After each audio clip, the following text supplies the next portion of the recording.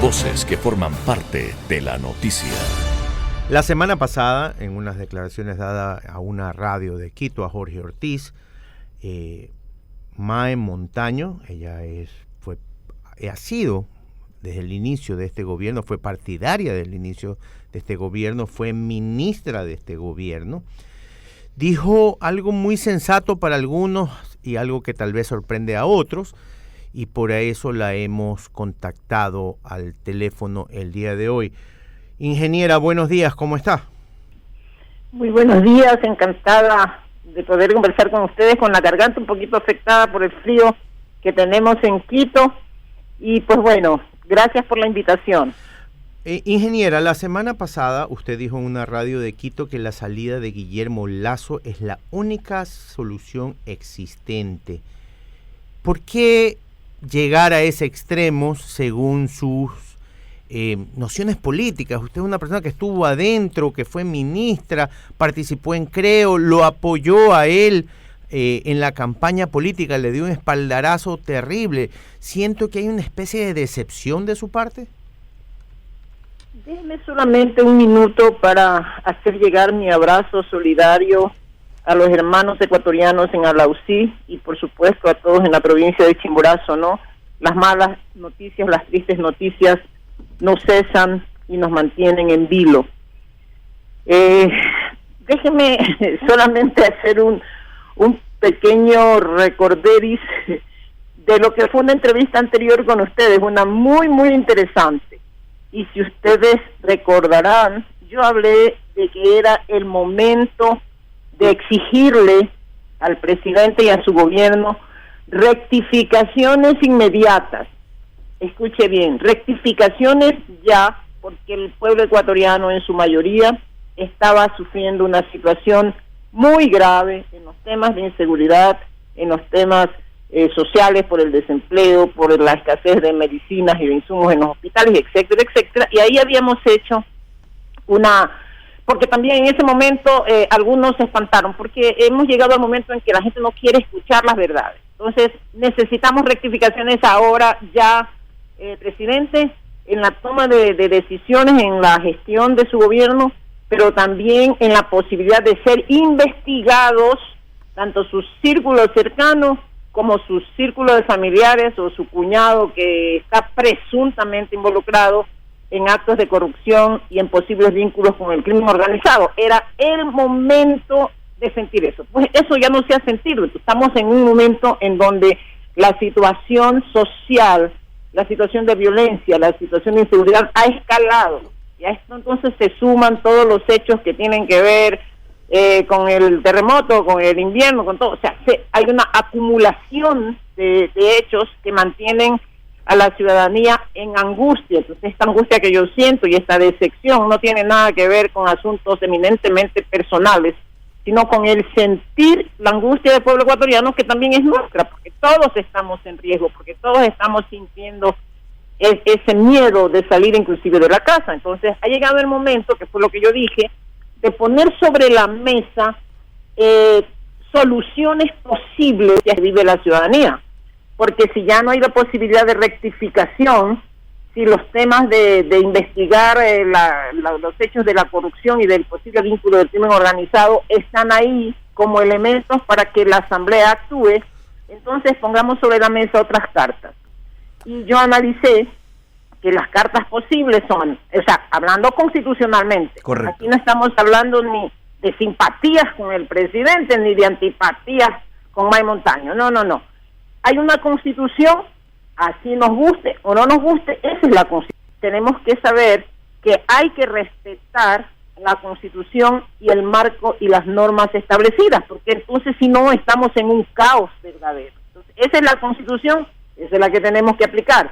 Si no nos gusta la cambiamos, pero eso es otra cosa. Entonces esta es la constitución. Entonces vemos entre los mecanismos de salidas constitucionales que se pueden aplicar en este momento para que esta olla de presión en la que estamos metida tenga algún desahogo. Está el juicio político que le corresponde a la Asamblea, está la muerte cruzada que le corresponde al presidente, y eventualmente una explosión social, un estallido social, paros, movilizaciones.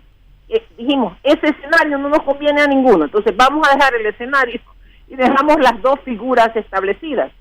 Y créaselo que no hay posibilidades de una muerte cruzada en este momento, no hay causales, pero sí hay la posibilidad de un juicio político, más allá de las incoherencias de los asambleístas. Estoy hablando de la herramienta constitucional, y ese juicio político, más allá de lo que nos hacen creer los señores cercanos al gobierno, que yo creo que también hay que ser serios y hay que ser responsables en cómo se comunica. El juicio político no es una herramienta de desestabilización. Que los asambleístas tengan en su interés desestabilizar al gobierno, eso es otra cosa. Pero el juicio político es una herramienta constitucional para fiscalizar al gobierno. Es una herramienta de fiscalización y de control político. Entonces, legítima, sí. Es una atribución de los asambleístas, sí. Entonces, a través de ese juicio político, si se hace bien, si llega a su última instancia, la última instancia sería, en el peor de los casos, para el presidente, es que ese juicio político sea exitoso y que llegue a una censura y una destitución. Ingeniera Montaño, pero perdón que le interrumpa, ¿es la única vía ya que queda para el país? Porque muchos actores políticos están hablando de la resolución en torno al juicio político, más allá de lo que se obtenga en la Corte Constitucional y luego nuevamente en la Asamblea, de ser el caso, o aún hay un espacio para esas rectificaciones que se han exigido desde hace mucho tiempo, como usted bien cita. Me gustaría conocer la opinión de ustedes como comunicadores muy bien informados y lo que la gente expresa todos los días. Y si uno se va a los barrios, como que viaja, que está en contacto con la gente, la desilusión es tan grande y las actitudes del gobierno son tan lentas, que a veces llegan tarde y llegan incompletas, que no se siente. Pues díganme usted si yo estoy equivocada. Ese es mi criterio. Y en lugar de enviarme a los troles a que me destrocen, que me insulten, con actitudes racistas, machistas y de todo tipo, en lugar de eso, debatamos. Ese es mi criterio. Mi criterio es que esa es la vía, porque ya no le queda tiempo al gobierno para rectificaciones, y que lo que hay que evitar es llegar a un estallido social. Hay que evitar eso, porque las soluciones que necesita el pueblo ecuatoriano son urgentes, son de supervivencia. Eso no lo digo yo, eso lo vivimos todos los días. Dígame usted, cuando a mí me dicen que hay 3 cabezas de jóvenes que encontraron en un barrio de Esmeraldas, o sea, yo lo único que puedo sentir es dolor. Entonces, y a eso iba, ingeniera Mae Montaño. Esmeraldas, que para usted, evidentemente, como una mujer de esta tierra, está pasando tantas situaciones complejas en torno a la violencia, debe significar un punto aparte en este asunto. No quisiéramos dejarla ir sin decirnos exactamente qué es lo que exige Esmeraldas y se puede o no hacer algo todavía. Pues se debería hacer, pero es inmediato. Mire que estamos en estado de excepción. Los hechos que están ocurriendo es un estado de excepción. Los estados de excepción significa el gobierno dice voy a poner ya mis últimas herramientas para afrontar. Entonces Esmeraldas necesita urgentemente ser atendida de manera integral, o sea, una visión integral, porque ya sabemos que solamente los mecanismos represivos de la policía y las Fuerzas Armadas son incompletos. Hay que entrar acciones de prevención al delito intensas en una articulación entre el gobierno nacional y sus instancias y los gobiernos seccionales, pero también movilizando a la sociedad civil en su conjunto, que está acorralada, que está guardada en sus casas.